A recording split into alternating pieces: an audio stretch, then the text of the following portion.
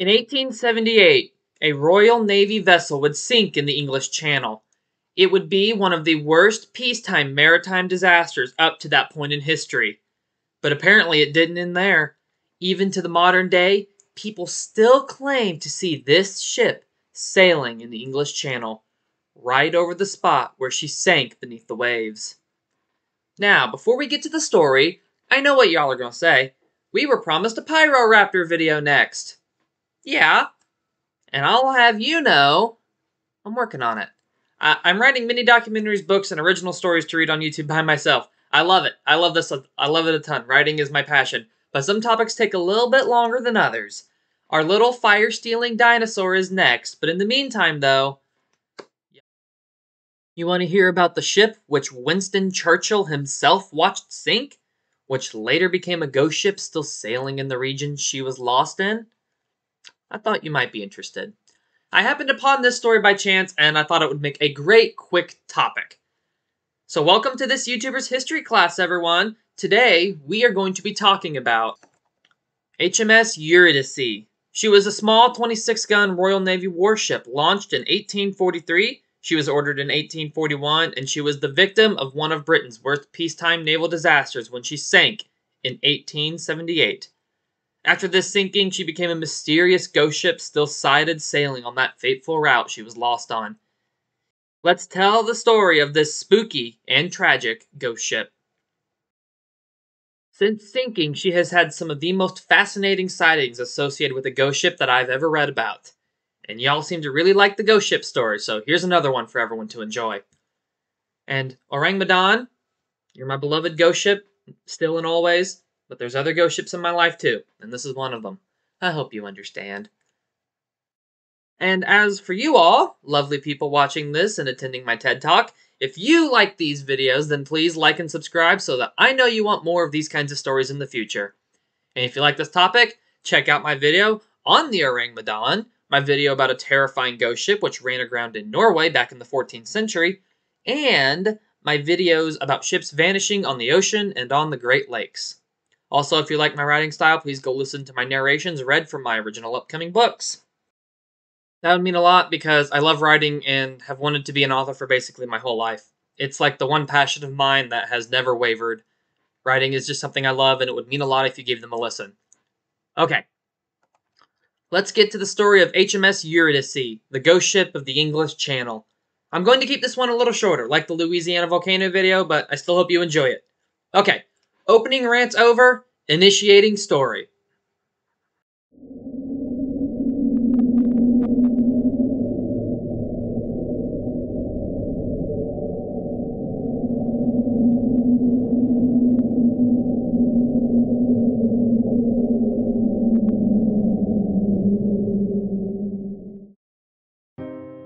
This HMS Eurydice was the second ship with that name.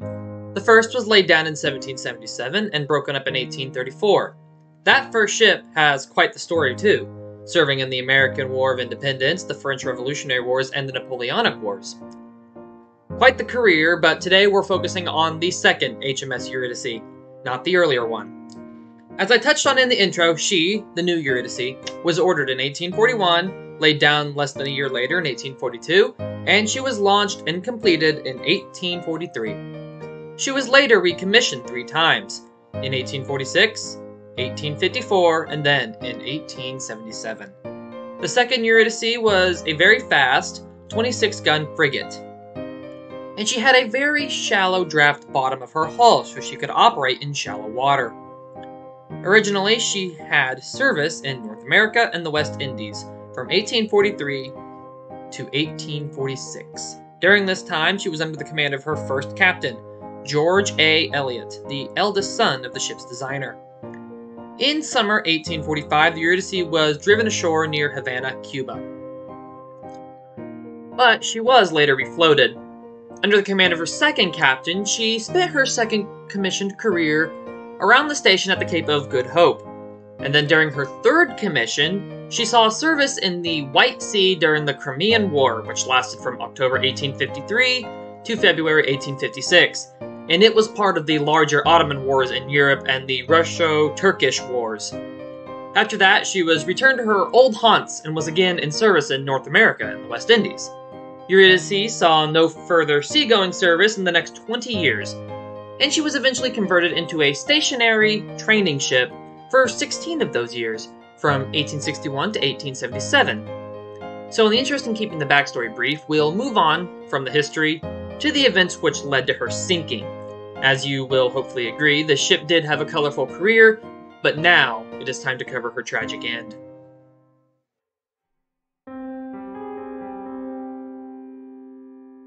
Eurydice was recommissioned in 1877, now under the command of, I believe, her fifth captain, Marcus Augustus Stanley Hare. She sailed from Portsmouth in southern England back to North America and the West Indies station for a 3-month tour. In early 1878, she departed the Royal Navy dockyard in Bermuda for the return trip back to Portsmouth. She crossed the Atlantic quickly, in less than 3 weeks, when she was then caught in a snowstorm off Denoise, a cape on the Isle of Wight in the English Channel. She then capsized and sank in Sandown Bay, reportedly onto her port side, and water began flooding in through her open gun ports. This was in the winter, so the water was frigid, and only 2 of the 319 crew and trainees on board the ship survived the sinking. 4 men were picked up from the water by the schooner Emma, but 2 passed away after being rescued. Those that weren't trapped inside or went down with the ship mostly froze to death in the icy water. Being trapped inside a capsized ship as it sinks sounds terrifying. I cannot imagine how scary that would be. Captain Hare was a devout Christian, and after he gave the order for those on board to save themselves into abandoned ship, he clasped his hands together and voluntarily went down with the ship. And you know who witnessed the sinking? A young Winston Churchill. He was 3 at the time, but he watched it all go down. Literally.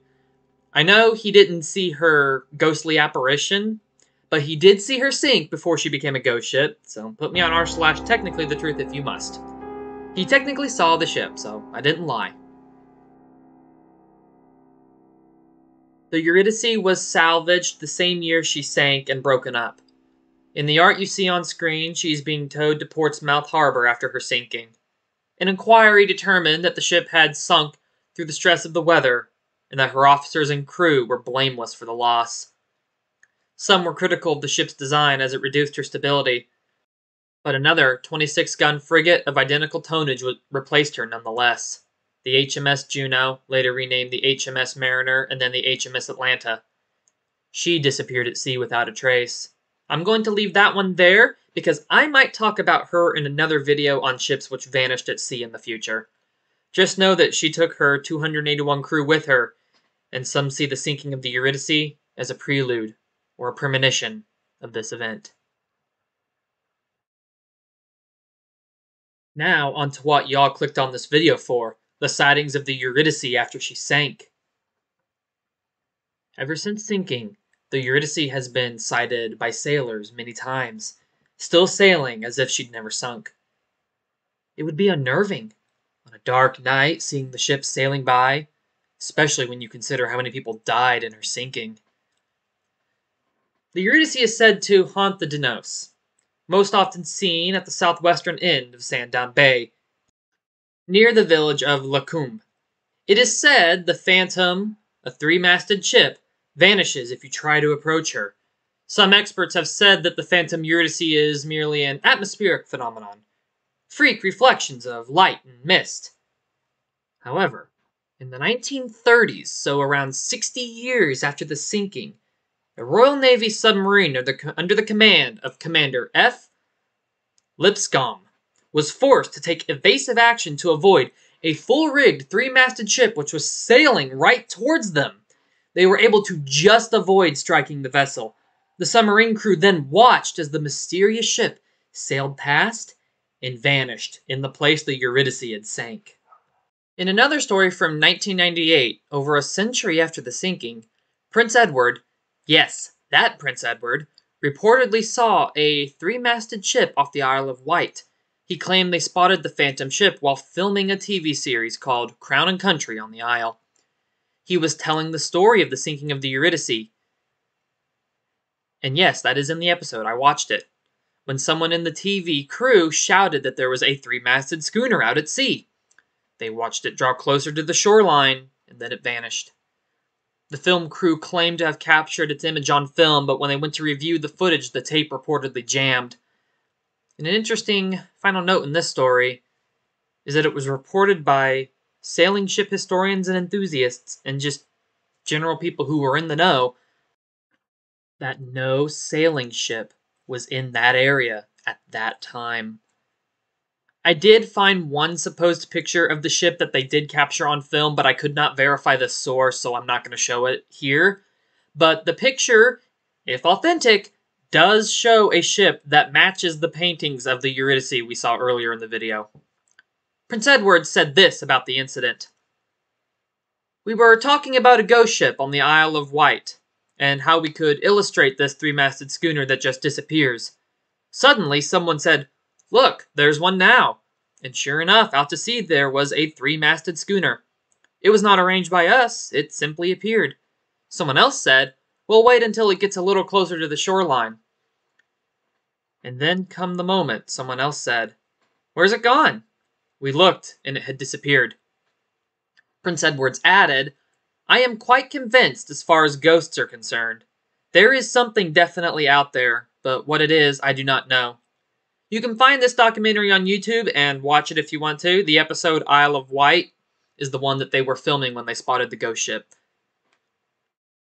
Another interesting little detail about this story is one that I learned while watching the episode where he talks about the Eurydice, is that someone hundreds of miles away had a premonition of the Eurydice being in peril moments before she sank, knowing exactly what was wrong with the ship even. And some of the family of the deceased had their relatives who died in the sinking apparently visit them before they learned about the sinking. One such story is from the sister of James Turner, a Marine who died in the sinking. She claimed her brother appeared at her bedroom door, dripping water from his clothes, and what might have been a final goodbye. So what do you think? Do you think the paranormal is at play?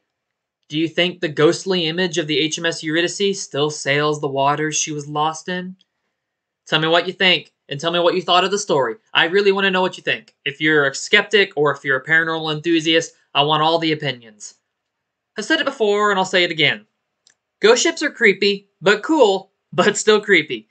The Orang Medan and the one from Norway come to my mind first when thinking of scary ghost ships. And I thought this one made for a fun, short topic to cover, and learning more history is always a good thing. And plus, it's a ghost ship, it's on the ocean, and it's just stuff that I love to cover in these videos. I also love shipwreck stories and sinking ships, so I just love this stuff and talking about this stuff. And as interesting as this history was, the Orang Medan is still and always will be my favorite ghost ship story. Go check out my video on that if you haven't. I put the thumbnail on screen at the beginning, but here it is again now. It's a spooky one. And also, again, go listen to the narrations read from my upcoming books, and just check out my documentary playlist as well. I cover historical topics like this, I cover the history of cryptids, and I cover paleontology-related topics. If you want something like this video that's a bit more bite-sized instead of being more in-depth, check out my video on the volcano in Louisiana. And either way, I hope you enjoyed, and I hope you found the story interesting. That's the most important part, that you like the content. Like and subscribe if you want more like this, and I will see you in the next educational video. We'll be going a little bit back further in time than the 19th century, because we are going to be talking about the Pyroraptor. So like I said, Pyroraptor is the next topic. It is, I just had to push it back a bit because right now my script is about as fragmentary as our fossils of it are. But I hope to see you all come to the Cretaceous with me to meet the fire-stealing dinosaur. Forget 65, we're going back to right around 72 million years ago. Yep, we're going from history to prehistory, ships to dinosaurs. That's how I roll here. Until then, have a good one, and I'll see you in the next one.